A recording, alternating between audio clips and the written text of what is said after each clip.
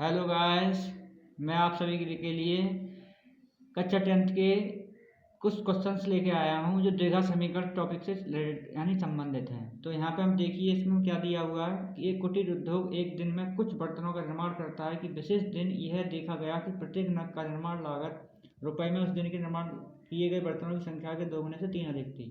यदि उस दिन की कुल निर्माण लागत रुपये 90 थी तो निर्मित बर्तनों की संख्या और प्रत्येक नग की लागत संख्या ज्ञात कीजिए। तो यहाँ हम इजीली लिखेंगे कि माना विशेष दिन में लागत दिन में निर्मित बर्तनों की संख्या x है, प्रत्येक नग की संख्या लागत संख्या है 2x प्लस 3। तो निर्मित सभी बर्तनों की लागत x इंटू 2x प्लस 3।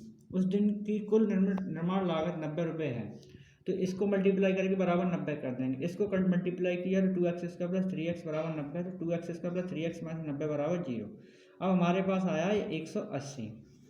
तो 180 के ऐसे गुणनखंड करने हैं हमें कि हमारे पास 3 बचे जाएँ। तो 15 गुणा 12, तो 12 पंजे 60 और 18 यानी 12 यानी 15 में से यानी सीधा सीधा कर दिया। तो यहाँ पे लिखेंगे 2x square plus 15 minus 12 x minus 90 बराबर 0। यानी कक्षा 8 की तरह से गुणनखंड किए हमने यहाँ से। तो इसे लिखेंगे हम 2x square plus 15x minus 12x minus 90 बराबर 0। इसमें से कॉमन लिया हमने यहाँ पे x, तो यहाँ बचा 2x प्लस 15 माइनस यहाँ से लिया हमने कॉमन 6, तो यहाँ बचा 2x माइनस 15 बराबर 0।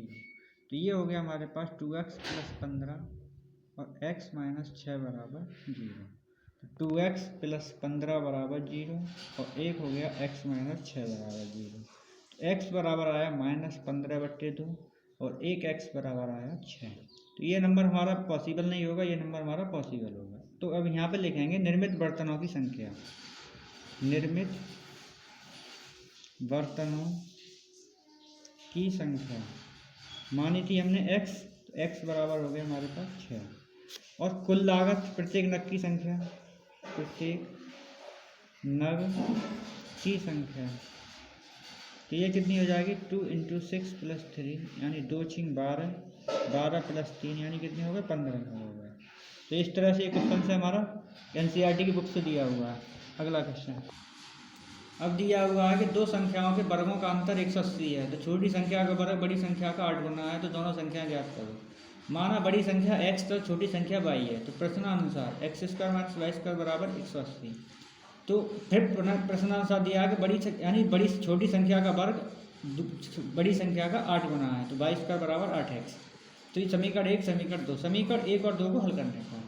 तो यहाँ पे हम क्या करेंगे, वाई स्क्वायर का मान समीकरण 1 में लगा देंगे, तो x स्क्वायर माइनस 8x बराबर 180।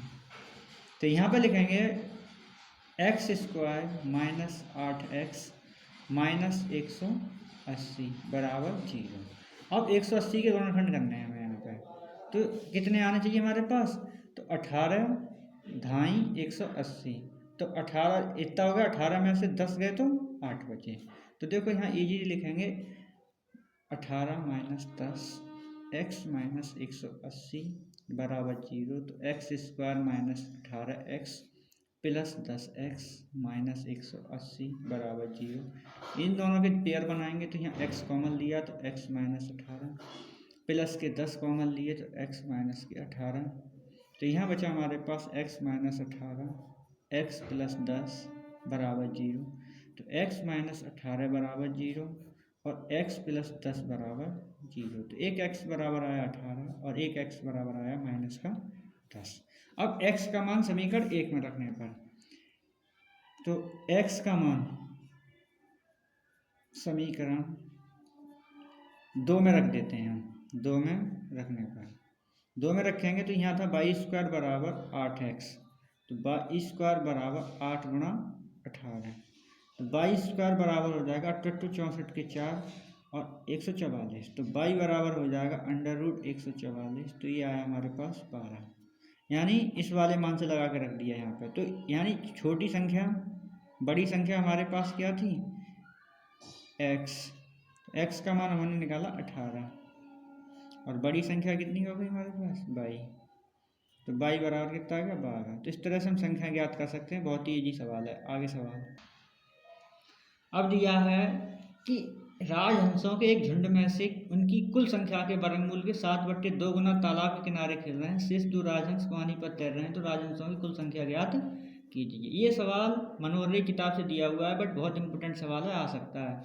तो माना राजहंसों की कुल संख्या बराबर x, तालाब के किनारे खेलने वाले हंसों की संख्या 7/2 √x, तालाब के पानी पर तैरने वाले शेष राजहंसों की संख्या x - 7/2 √x। ये हमने यानी प्रश्न के अनुसार हमने लिखते चले गए। अब ये कह रहा है तालाब के पानी पर तैरने वाले शेष राजहंसों की संख्या बराबर कितनी है, 2। तो हमारे पास ये संख्या और ये संख्या बराबर कर दी। अब इसको सॉल्व करना है, तो इसको इधर ट्रांसफर करिए, इसको इधर कर दिए।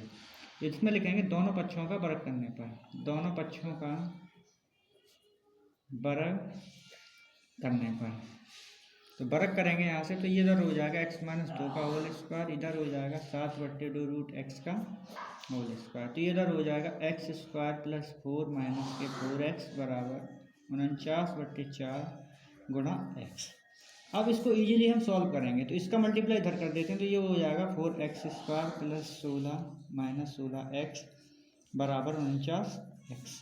तो 4x² - 16x - 49x + 16 बराबर 0। तो 4x² माइनस, इसको हम मल्टीप्लाई करेंगे, ऐड करेंगे, 9 × 6 = 15 के 5, 5 और 1 6, x + 16 बराबर 0। अब 16 × 4 = 64, 64 को ऐसे तोड़ना कि 65 आ जाए, तो 64 × 1, 64 एकम 64। अगर हम 64 + 1 कर दें तो आंसर कितना हो जाएगा, 65। तो यहाँ पे इजीली सॉल्व करेंगे, तो x² - 64 + 1 x + 16 बराबर 0। तो ये बना 4x² - 64x - x + 16 बराबर 0। इसमें से 4x कॉमन लिया, तो यहाँ बचे x - 16 -1 कॉमन लिया, तो x - 16।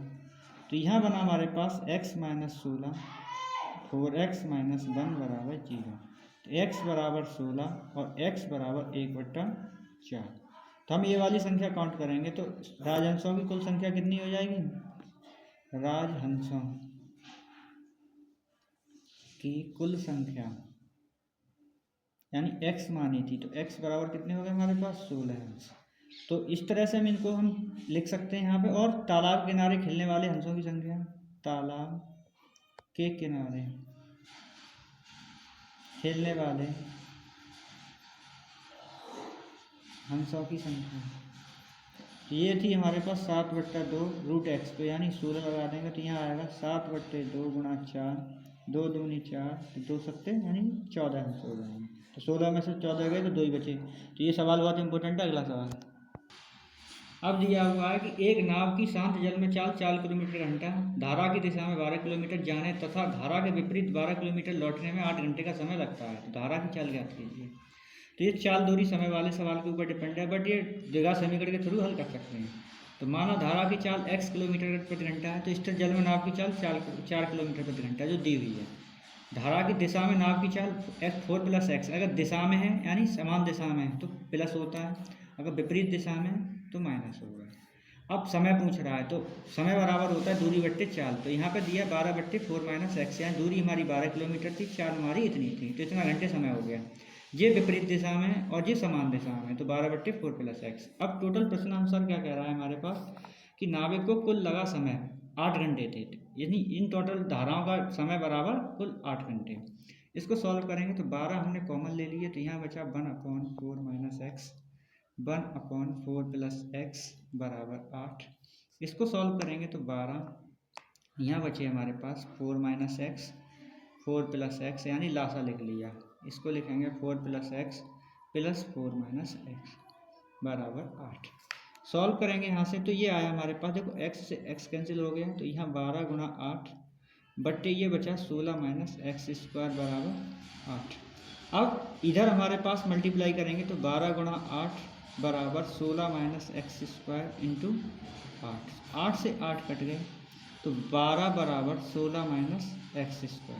तो हम यहाँ पे अब क्या करेंगे, x² बराबर 16 - 12, तो x² बराबर बचा हमारे पास 16 में से 12 गए तो क्या बचे 4, तो x बराबर आया √4, तो x बराबर आया हमारे पास 2, जो कि हमने धारा की चाल मानी थी, तो किलोमीटर प्रति घंटा। तो अतः धारा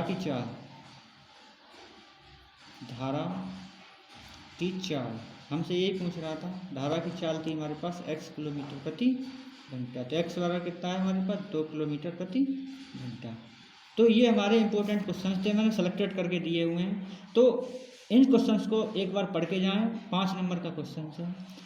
और अगर वीडियो अच्छी लगी तो लाइक सब्सक्राइब कमेंट करें, और अगली वीडियो चाहिए हो तो फिर दोबारा हमारे चैनल पर आएँ। बहुत बहुत धन्यवाद।